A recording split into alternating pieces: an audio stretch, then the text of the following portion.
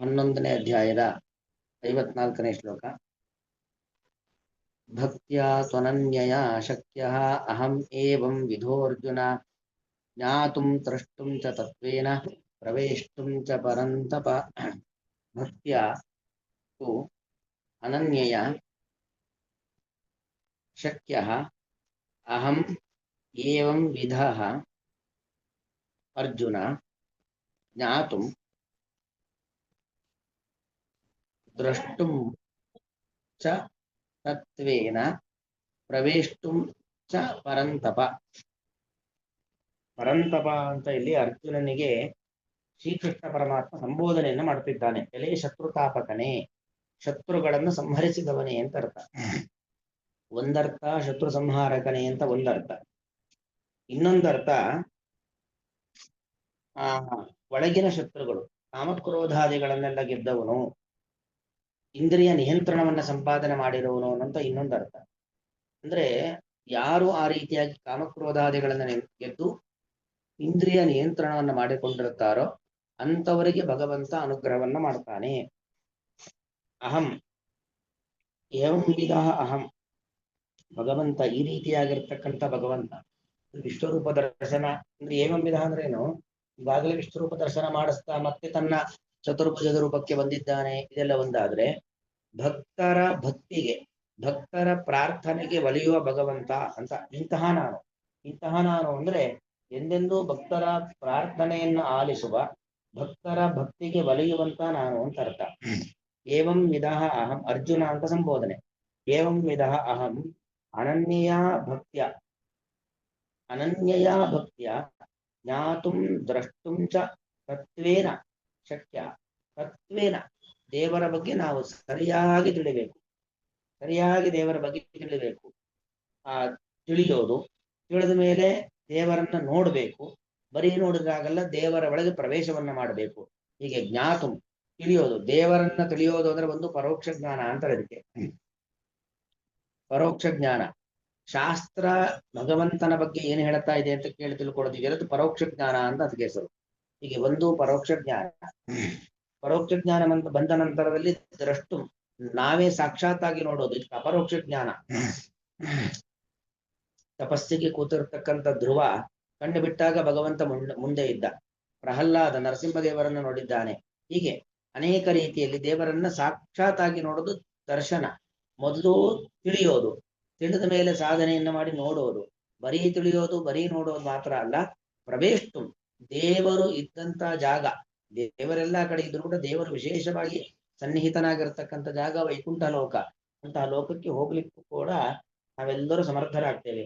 ಆ ಸಮರ್ಥರಾಗಬೇಕು ಅಂದ್ರೆ ಅದಕ್ಕೆ ಕ್ವಾಲಿಟೀಸ್ ಏನು ಅಂತ ಹೇಳಿದ್ರೆ, ಪರಂತಪರಾಗಬೇಕು, ಶತ್ರುತಾಪಕರಾಗಬೇಕು, ಒಳಗಿನ ಕಾಮಕ್ರೋಧಾದಿಗಳನ್ನ ಅಸೂಯೆಗಳನ್ನೆಲ್ಲವನ್ನು ಕೂಡ ಬಿಡಬೇಕು. ಆಗ ದೇವರ ಅನುಗ್ರಹವನ್ನ ಪಡಿಬಹುದು. ಆಮೇಲೆ ನಾವು ಭಕ್ತರಾಗಬೇಕು. ಅದು ಎಂಥ ಭಕ್ತಿ? ಅನನ್ಯಯ ಭಕ್ತ್ಯ, ಅನನ್ಯವಾದ ಭಕ್ತಿಯನ್ನ ಮಾಡಬೇಕು. ಅಂದ್ರೆ ದೇವರೇ ಸರ್ವೋತ್ತಮ. ದೇವ ಅನ್ಯ ಅಂದ್ರೆ ಬೇರೆಯವನು, ಅನನ್ಯ ಅಂದ್ರೆ ಬೇರೆಯವರಿಲ್ಲ. ಸರ್ವೋತ್ತಮನಾದವನು ಒಬ್ಬನೇ, ಅವನನ್ನ ಬಿಟ್ಟು ಮತ್ತೊಬ್ಬ ಸರ್ವೋತ್ತಮನಿಲ್ಲ ಎಂಬ ಭಾವನೆಯಿಂದ ಭಗವಂತನಲ್ಲಿ ಭಕ್ತಿಯನ್ನ ಮಾಡಿದ್ವಿ ಅಂತಾದ್ರೆ, ಏವಂ ವಿಧ ಅಹಂ, ಇಂತಹ ನಾನು ಅಂದ್ರೆ ಭಕ್ತರ ಭಾವನೆಗಳನ್ನ ಮನ್ನಿಸುವ, ಭಕ್ತರ ಭಾವನೆಗಳನ್ನ ಮನೋಕಾಮನೆಗಳನ್ನ ಪೂರೈಸುವಂತ ನಾನು ನೋಡಲು ಸಾಧ್ಯವಾಗ್ತೇನೆ, ತಿಳಿಯಲು ಸಾಧ್ಯನಾಗ್ತೇನೆ, ನನ್ನೊಳಗೆ ಪ್ರವೇಶಿಸಲು ಸಾಧ್ಯವಾಗುತ್ತೇನೆ. ನನ್ನ ಭಕ್ತರಿಗೆ ಹಂತ ಹಂತವಾಗಿ ಎಷ್ಟು ಬೇಕಾದರೂ ಅನುಗ್ರಹವನ್ನ ಮಾಡ್ತೇನೆ ಅನ್ನೋದು ಇದರ ಅಭಿಪ್ರಾಯ.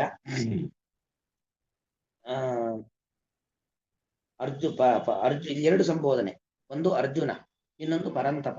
ಅಂದ್ರೆ ನೋಡಿ, ಅದೆರಡು ತುಂಬಾ ಚೆನ್ನಾಗಿದೆ. ಅರ್ಜುನ ಅಂದ್ರೆ ಬಿಳಿ, ಬಿಳಿ ಅನ್ನೋದು ಸತ್ವಗುಣದ ಸಂಕೇತ.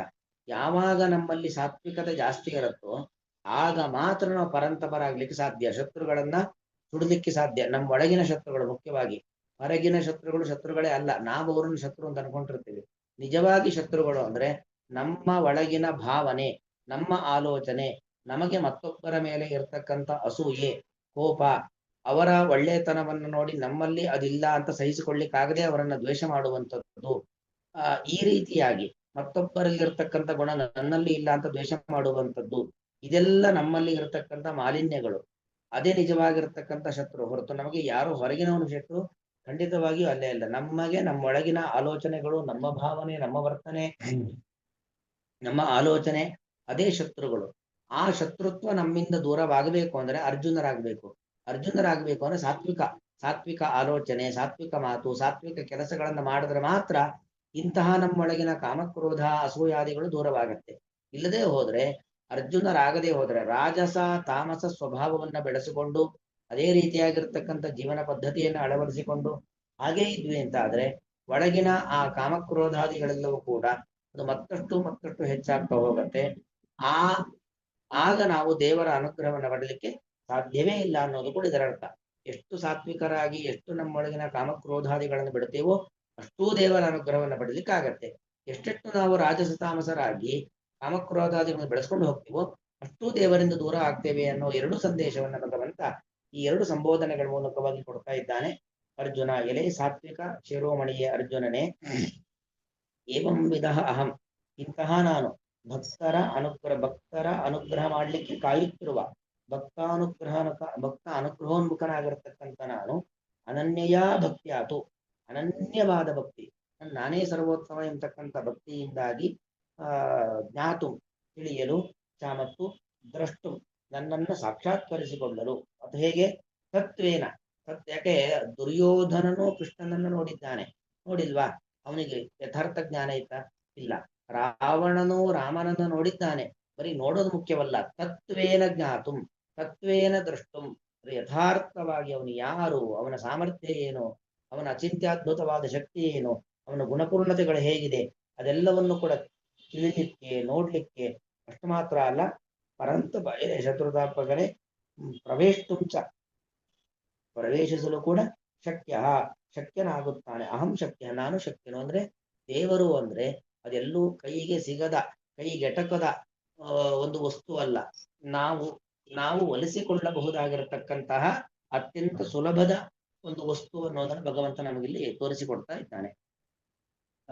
ಭಕ್ತ್ಯಾ ತ್ವನನ್ಯಯ ಶಕ್ಯೋ ಅಹಂ ಏವಂ ವಿಧೋರ್ಜುನ, ಜ್ಞಾತುಂ ತ್ರಷ್ಟುಂ ಚ ತತ್ವೇನ ಪ್ರವೇಷ್ಟುಂ ಚ ಪರಂತಪ. ಶ್ರೀಕೃಷ್ಣಾರ್ಪಣಮಸ್ತು.